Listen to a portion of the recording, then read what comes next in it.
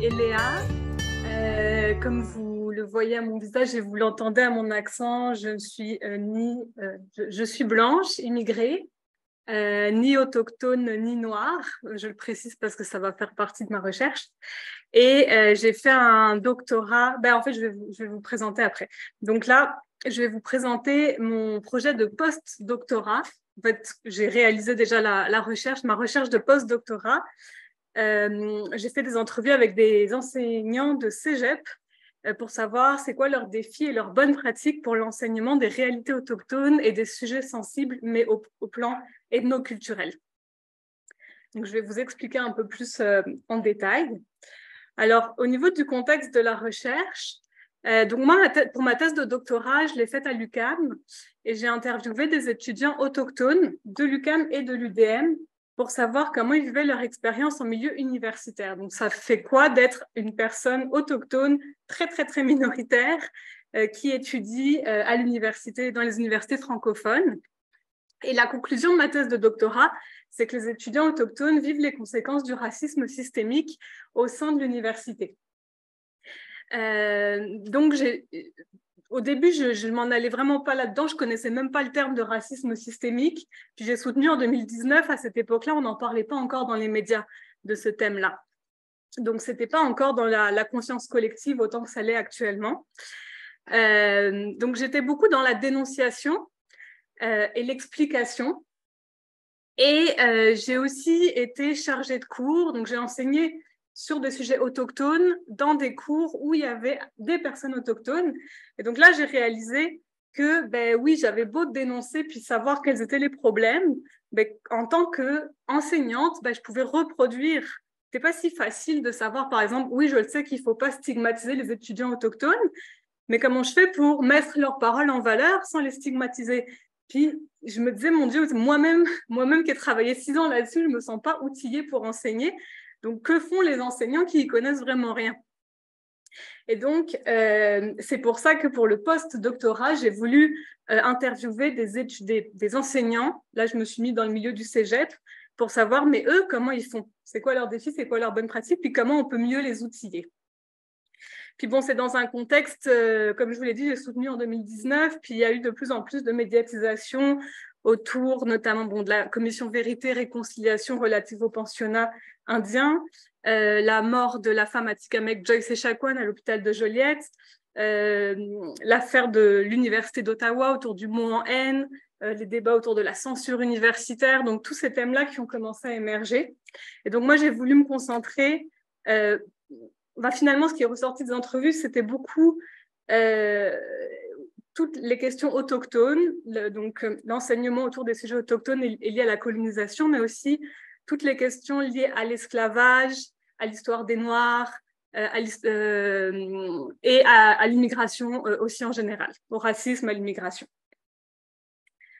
Donc, j'ai fait des entrevues individuelles. Donc là, pour mon post-doctorat, j'ai fait des entrevues individuelles avec 18 personnes enseignantes au cégep. Donc, c'est plutôt les disciplines des sciences humaines et sociales, sans surprise, qui se sont montrées intéressées. C'est des cégeps francophones de grandes villes, de régions, c'est vraiment diversifié. Et les classes sont soit majoritairement blanches, soit majoritairement multiculturelles, mais très rarement des étudiants autochtones.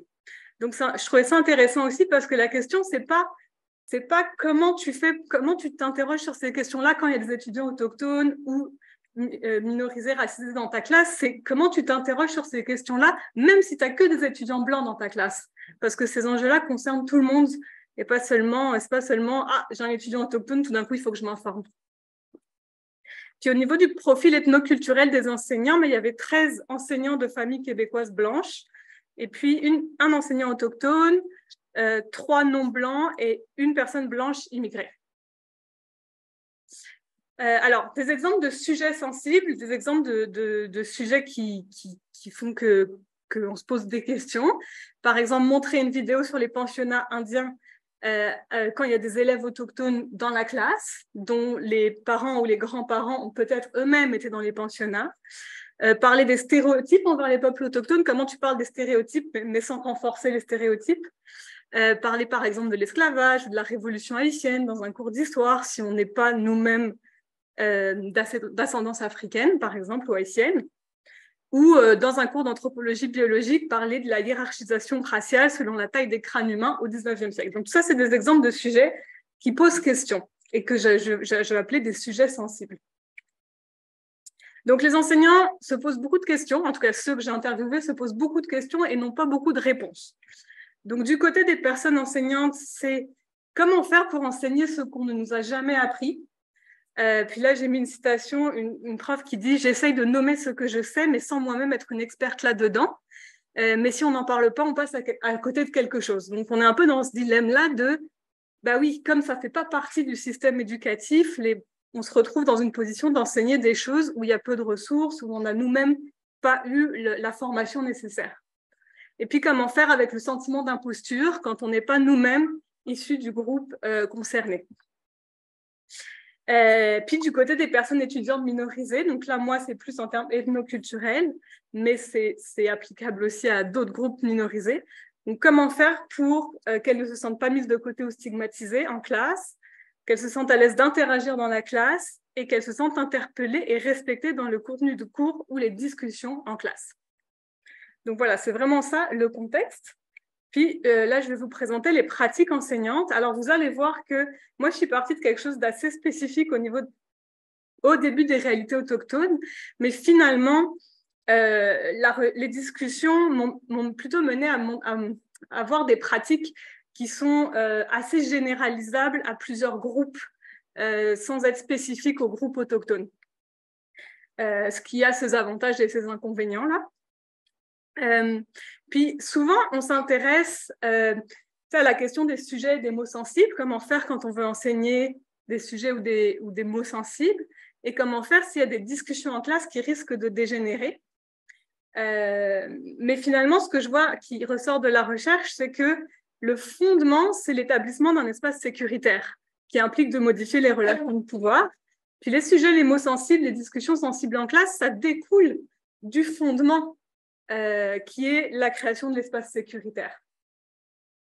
Puis c'est ça, les profs parlent beaucoup de l'importance d'établir le respect, un climat de classe sécuritaire, mais le climat de classe sécuritaire ne se décrète pas, c'est pas parce que tu décides que c'est sécuritaire que ça l'est vraiment, ça se construit. Et donc la question c'est comment on construit ce climat de classe-là. Donc, ce que je vais faire juste pour... Donc là, d'abord, je vais vous présenter des citations issues de ma recherche par rapport à cette construction de l'espace sécuritaire, puis la modification des relations de pouvoir. Puis après, je vais plus m'intéresser aux sujets émosensibles et aux discussions en classe.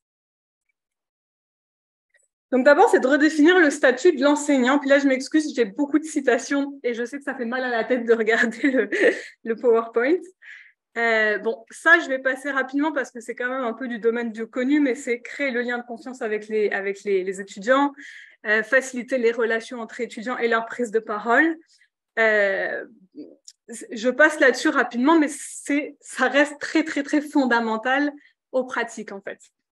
Et c'est là-dessus, vous voyez que c'est pas du tout spécifique aux réalités autochtones ou noires ou quoi que ce soit, ça fait partie de la relation pédagogique en général aussi.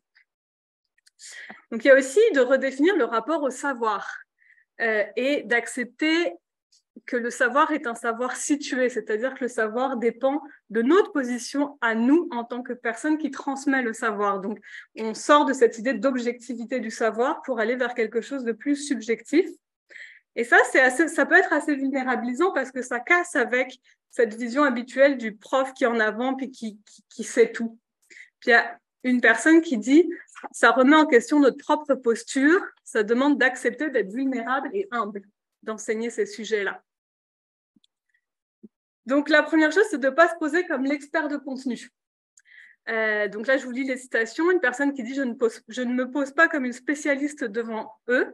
Quand les étudiants posent des questions, je vais être très honnête, je vais dire que je ne sais pas, qu'il faudrait vérifier. » Elle dit « je n'ai pas la main mise sur les savoirs Innu. » Donc Innu, c'est une des nations autochtones.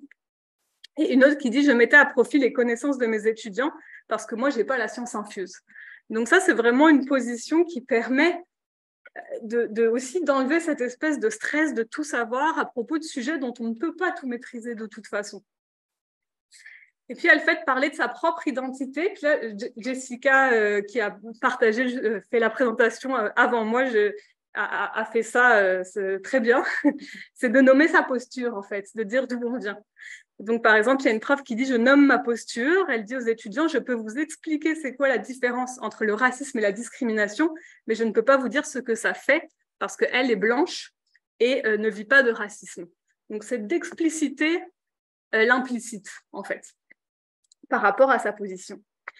Et la dernière chose, c'est d'accepter de faire des erreurs et d'y aller par la politique des petits pas, ce qui peut être délicat parce que quand on est engagé dans ces processus-là, il y a souvent un idéal assez fort qu'on porte. Donc, on veut tellement améliorer les choses qu'on se tape sur la tête dès qu'on a l'impression d'avoir fait une erreur. D'après les entrevues, c'est beaucoup plus productif d'être dans une approche d'humilité puis d'acceptation qu'on va construire les choses ensemble progressivement. Donc ça, c'est dans la redéfinition du rapport au savoir. Puis elle le fait encore dans le fait de casser cette image du professeur tout-puissant, c'est de laisser la place et ne pas monopoliser la parole. Donc d'abord, c'est faire entendre les voix minorisées, donc par des textes, des vidéos, des témoignages. J'ai mis 2 citations que je trouve intéressantes. Une qui dit « Je ne considère pas que je prends la parole pour les premiers peuples, je les fais entendre plutôt ». Donc, ne pas parler à la place d'eux, mais être une courroie de transmission pour faire entendre des témoignages. Et une autre qui dit, même si j'étais noire, même si j'étais autochtone, je trouve que c'est important de rendre les voix plurielles. Donc, c'est pas parce que toi-même tu serais, c'est pas parce que elle serait noire que sa parole suffirait à parler de toutes les réalités noires, par exemple. Donc ça permet aussi d'éviter la tokenisation, justement. Et il y en a quand même qui ont dit que c'était parce qu'il y en a beaucoup qui invitent des personnes, des conférenciers autochtones qui ont vécu dans les pensionnats, et donc qui ont subi des traumatismes, notamment sexuels, dans les pensionnats, et qui les invitent à témoigner en classe, qu'on pourrait faire un parallèle, par exemple, avec l'invitation de personnes qui auraient vécu la Shoah, de personnes juives. Et donc, ils disent qu'il faut faire attention parce qu'il faut d'abord vérifier la maturité des étudiants. Est-ce que les étudiants sont capables de recevoir le témoignage? Parce que c'est des témoignages difficiles au niveau émotionnel. Autant de le recevoir, mais d'apporter l'écoute suffisante parce que sinon, il y a un risque de revictimisation si la personne vient, raconte son témoignage et n'est pas entendue. Et puis, faire attention aussi au risque de sursollicitation des personnes autochtones, ce qui arrive souvent.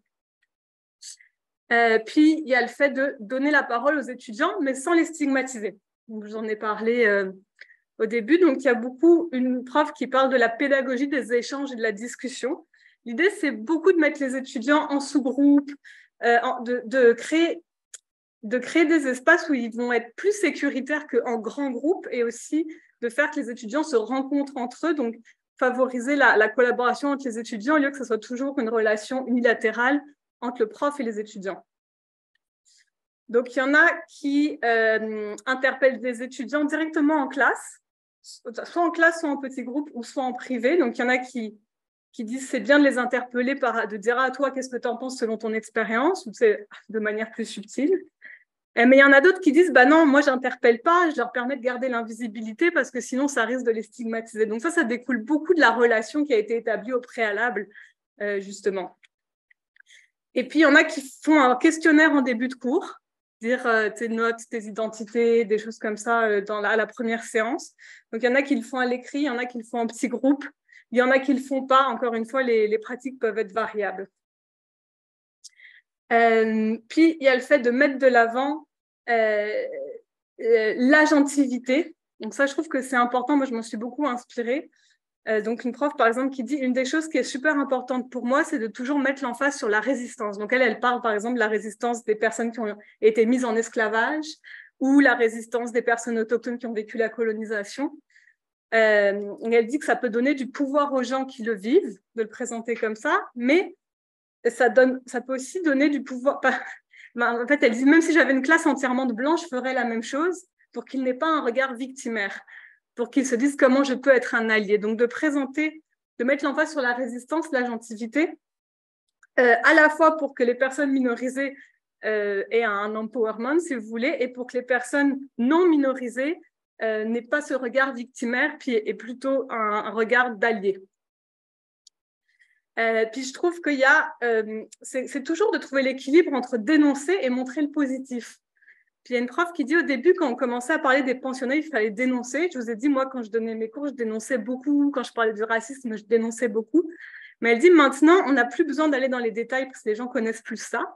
On ne se met pas la tête dans le sable, on nomme les traumatismes, mais pour présenter des choses positives. Par exemple, je vais beaucoup parler de guérison. Donc, c'est toujours de trouver l'équilibre entre montrer le positif, mais pas non plus se mettre la tête dans le sable puis faire semblant que tout va bien puis que les gens sont dans la résistance, mais on ne comprend pas contre quoi ils sont en résistance. Et donc maintenant, par rapport au sujet émosensible puis aux discussions sensibles, bon, alors il reste 1 minute. Je vais y aller avec le sujet émosensible, puis je vais passer sur les discussions sensibles.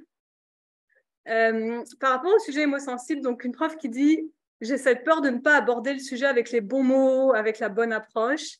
Est-ce que je mets trop de gants blancs? Est-ce que j'en mets pas assez ?» C'est toujours délicat de trouver le bon équilibre.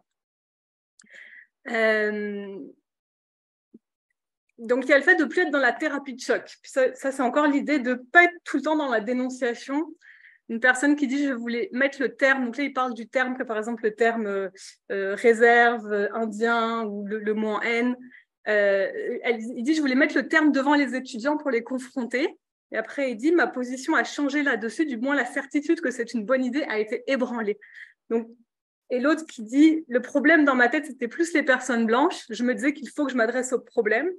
Là, je le vois différemment. Je me dis que ma bonne idée, peut-être, ça ne sera pas une bonne idée. » Donc, elle fait référence, par exemple, au fait de montrer des vidéos où on voit des exemples de racisme mais assez clairs, comme des violences raciales assez claires, ou c'est de se dire, oui, tu veux shaker les personnes blanches, mais il y a des personnes dans la salle qui ont vécu ce que tu dénonces, puis elles, ça va peut-être les revictimiser. Donc, ne plus être dans la thérapie de choc à tout prix pour choquer les gens, mais sans réaliser qu'il peut y avoir des impacts à ça.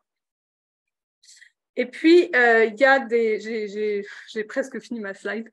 Par rapport au traumavertissement, dans la recherche, c'est mitigé. Il y en a qui disent que le traumavertissement n'a pas vraiment d'impact, ni positif ni négatif. Moi, ce que je vois, c'est que ça semble utile parce qu'il s'il permet de donner le choix, par exemple, de dire aux étudiants, ben, dans ce texte, il va y avoir tel mot. Si vous voulez ne pas le lire, venez me voir, je peux caviarder. Ou si vous voulez ne pas travailler sur ce sujet, venez voir, je vais vous trouver un autre sujet. Tu sais, de donner le choix aux étudiants, d'offrir du soutien émotionnel, de dire je vais rester après pour débriefer avec vous d'un point de vue émotionnel, ou de co-construire l'approche avec les étudiants. Donc, par exemple, s'il y a des étudiants autochtones, de leur dire à l'avance, j'ai prévu de montrer cette vidéo sur les pensionnats, qu'est-ce que vous en pensez? Si on a un bon lien avec les étudiants.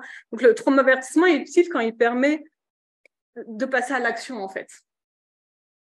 Et en ce qui concerne les images et les mots sensibles, donc ça paraît par exemple le mot haine ou des scènes de violence sur des personnes autochtones, il y en a qui vont choisir de l'écrire, mais de ne pas le lire.